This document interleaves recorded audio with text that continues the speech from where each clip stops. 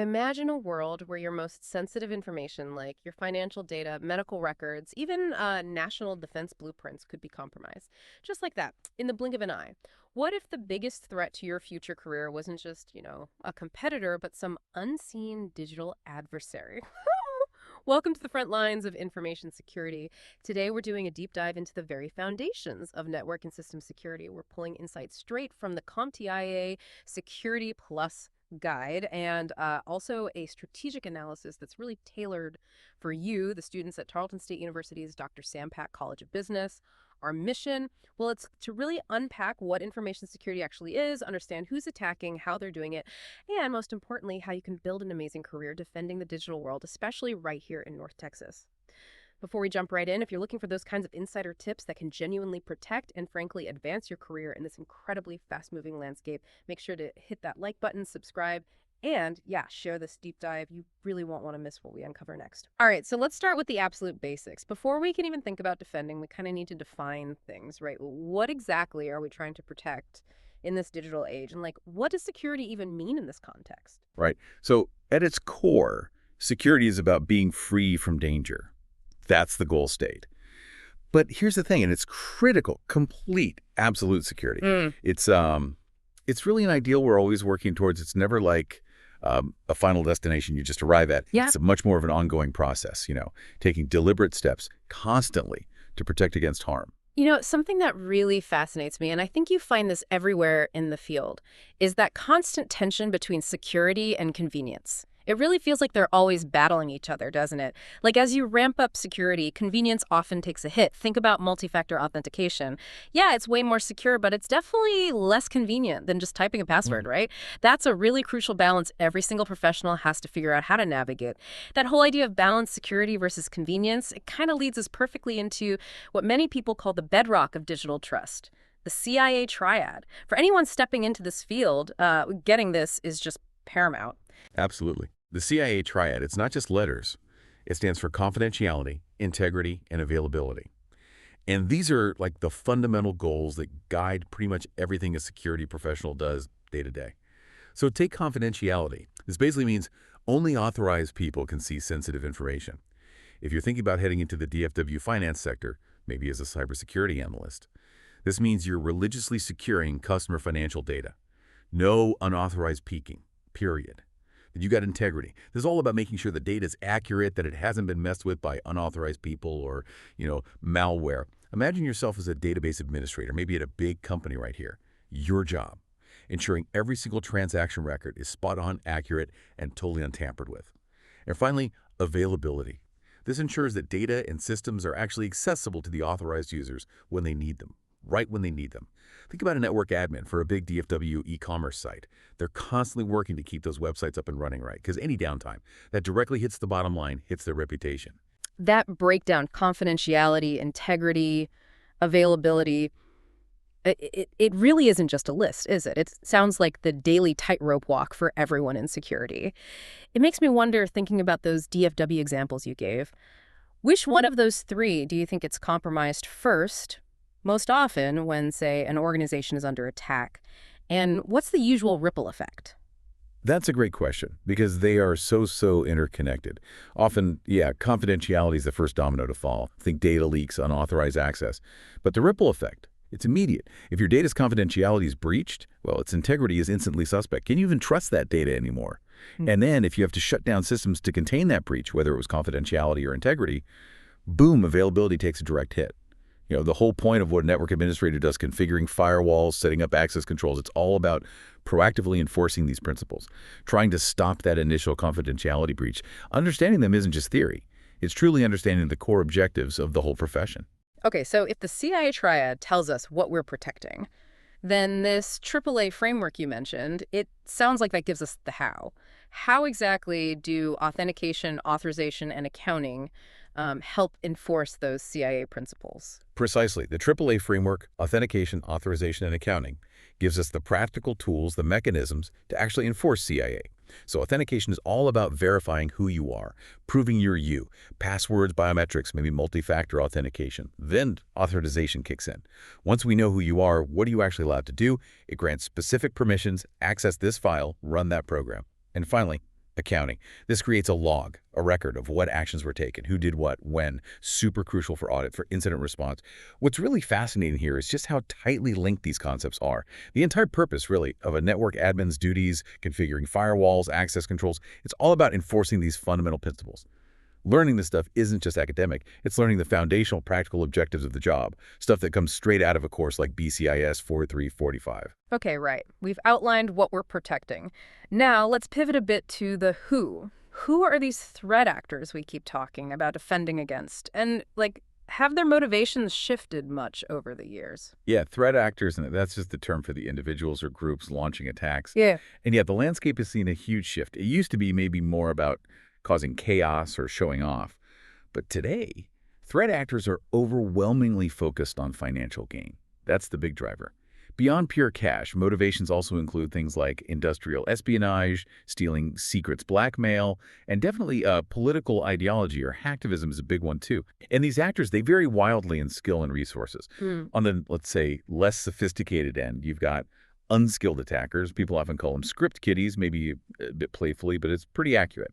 These are folks who basically just download automated hacking tools off the web. They don't need much technical skill to cause damage. So, script kiddies, they sound almost like digital pranksters, maybe, but I guess the damage they cause isn't trivial at all. Is their impact sometimes underestimated because they aren't, super technical? Or do they sometimes act as a gateway, leading to more serious stuff later? That's a really sharp question. Yeah, their impact could definitely be underestimated because the attacks are often kind of broad, not super targeted.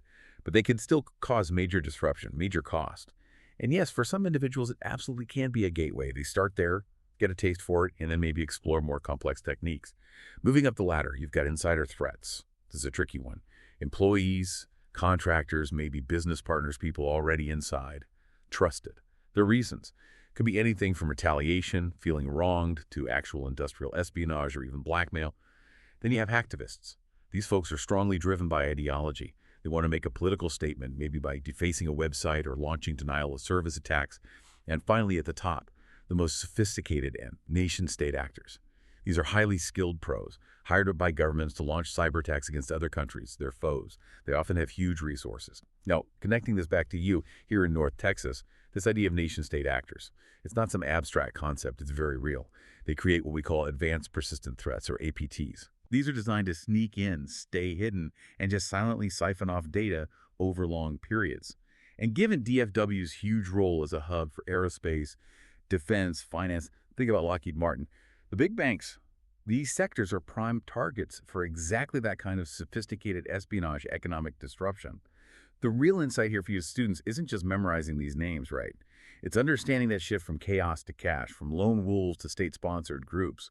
That's profoundly changed how we defend. It's less about stopping digital graffiti artists and more about outsmarting organized, well-funded criminal syndicates and spies. Requires a totally different mindset. Your work in this region, it's literally about defending critical infrastructure, even national security. Okay, wow. So we've identified what we're protecting, our digital assets, and who the potential adversaries are. Now let's pull back the curtain a bit more on their methods. How do these attacks actually happen? What are the common ways in, the entry points these bad actors use?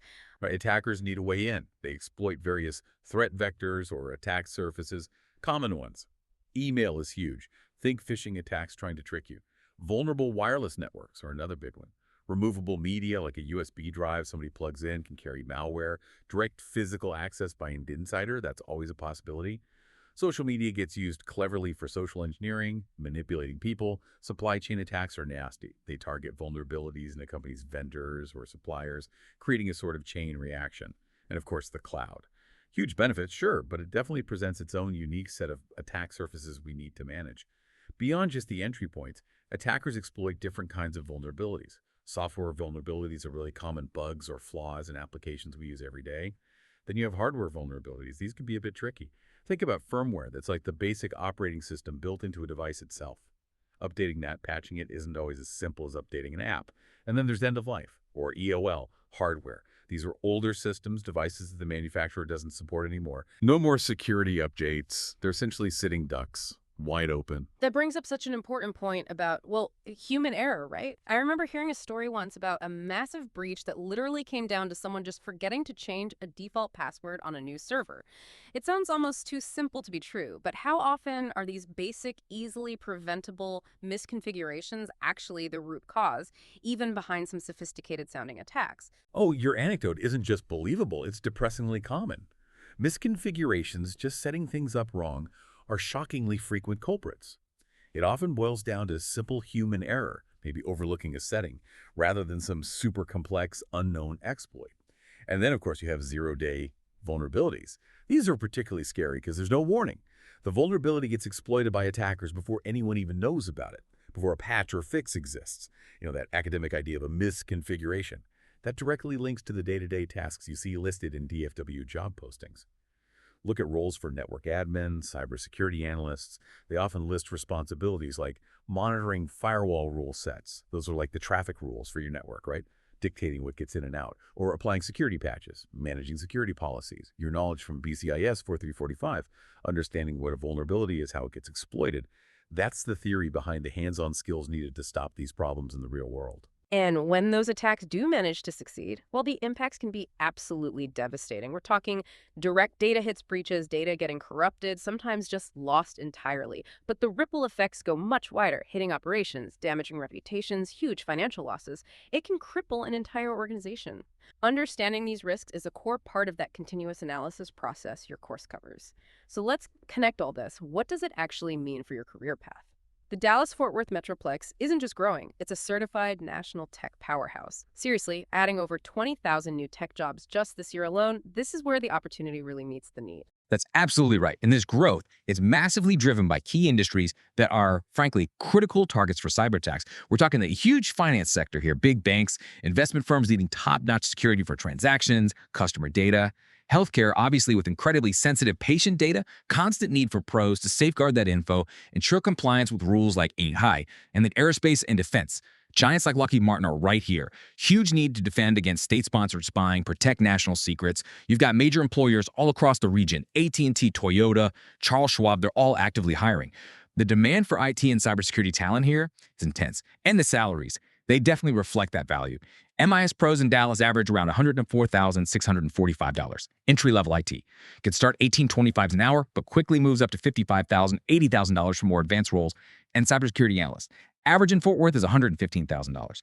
In Dallas, you're looking at a range from maybe $113,960 up to over $164,000 for top talent. It's a really robust, opportunity-rich market waiting for you. And the really fantastic news, your academic path right here at Tarleton State at the Dr. Sam Pack College of Business aligns perfectly with this demand. Take the BCIS 4345, Network and Systems Security course. It's not just a random list of topics, right? It's designed as this continuous process. Analysis, implementation, evaluation, maintenance. It dives deep into those computer risks, uses case analysis, looks at future trends, all while covering the best practices for securing modern systems, info, messaging, database integrity, physical security, risk analysis, encryption. It's basically your blueprint. And each of the degree programs we've touched on offers a slightly different but equally valuable pathway into this field. They all equip you with critical knowledge and skills. For students in the Bachelor of Applied Arts and Sciences in Information Technology, that's often an accelerated path. It's great for leveraging prior learning credits, maybe from vocational training or military service. It really helps tackle that classic experience paradox, entry-level jobs wanting experience you don't have yet. If you've got certs or tech training, this degree builds on that, formalizes it. It sets you up well for roles like IT support specialist or a network administrator, where you'll be directly implementing security measures, managing operations, hands-on stuff. Now, the Bachelor of Business Administration in Management Information Systems, the BBA and MIS, that takes a more business-focused approach. This program trains you to be that crucial bridge between the tech teams and the business strategy side. You won't just understand the tech side of a vulnerability, you'll grasp the financial risk, the operational impact, the hit to reputation it could cause. This positions you really well for strategic roles. Think business systems analyst, technology consultant. You're focused on securing systems, sure, but also integrity, governance, risk analysis from a business perspective. And then there's the Bachelor of Science in Computer Information Systems. That's a STEM-designated program, offering real technical depth in programming, systems analysis. With coursework and things like C# programming, database theory, it directly meets that DFW market demand for technically strong candidates. This degree really prepares graduates to build and design secure systems right from the start. Makes you highly competitive for roles like software engineer, cloud engineer. You'll be conducting assessments, monitoring, responding to incidents, using skills that definitely touch on understanding attacker tactics. That's where ethical hacking principles become so valuable for defense. And here's something really crucial, the key advantage for students in all three of these programs: the option to pursue an additional cybersecurity certificate. This certificate includes specific coursework in computer forensics, ethical hacking and network defense, and network and system security. It's literally designed to prep you for the CompTIA Security Plus certification exam. That kind of strategic alignment. It gives you an unparalleled competitive edge. It validates your academic knowledge with practical, industry-recognized skills employers are desperately looking for. That validation piece is so, so key. A good college degree is absolutely foundational, right? But those professional certifications, they're specific, verifiable proof you have the practical skills. They really bridge that gap. Precisely. And the CompTIA Security Plus certification, it's a critical gateway. Seriously, it's a premier global credential. Validates essential skills for core security jobs. It's widely recognized by employers everywhere. Heck, it's even approved by the U.S. Department of Defense. For many entry-level cyber roles, it's often just a flat-out requirement, non-negotiable. And its focus on practical, hands-on skills tells employers, hey, this person isn't just book smart, they're ready for real-world challenges. It's really an essential part of any serious career plan in this field. Okay, beyond the certs, optimizing your professional presence, that's absolutely crucial too. Especially your resume and yeah, your LinkedIn profile. These are often the very first impression you make. Without a doubt. Most big companies these days use applicant tracking systems ATS just to filter the sheer volume of resumes. To even get past that first digital gatekeeper, your resume needs simple, clean formatting. Seriously, no fancy tables or columns that might confuse the system. Use strong action verbs. And whenever you possibly can, quantify your results. Don't just say, monitored security threats. Write something like, detected and mitigated over 200 phishing attempts monthly, reducing user compromise by 15%. See the difference. And LinkedIn. Treat it like a living, breathing, extended resume. Use industry keywords the terms recruiters search for throughout your headline and summary. Boost your visibility. It's also really smart to translate academic terms into professional language. For example, that CIA Triad. On your LinkedIn, maybe talk about data protection or secure systems design. Threat actors becomes threat intelligence. Misconfigurations translates to security hardening. Even mentioning live virtual machine labs can be framed as ethical hacking or penetration testing experience to really highlight those hands-on skills. Right. And finally, beyond the technical chops and the perfect resume, your network. They say it's your network, right? It really is about who you know, and maybe more importantly, who knows what you can do. It genuinely is. Connecting with professionals already working in the DFW area, that provides invaluable pathways. Mentorship, advice, direct job leads. We strongly encourage getting involved with local professional groups, like the Information Systems Security Association, IVEA. They have a North Texas chapter.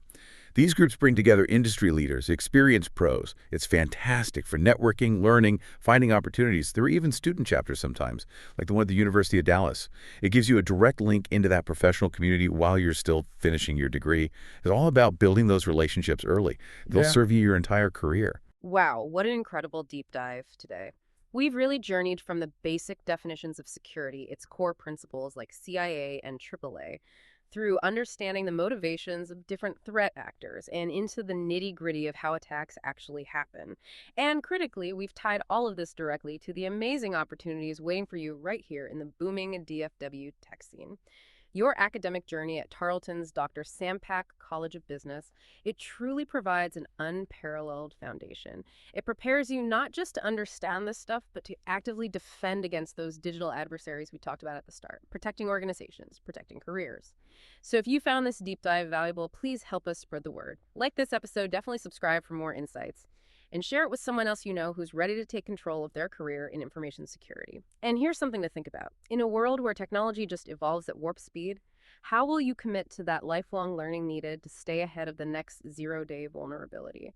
Your continuous growth really is the ultimate defense. Stay connected, stay secure. Until next time, keep your network strong, your data protected, and your curiosity alive.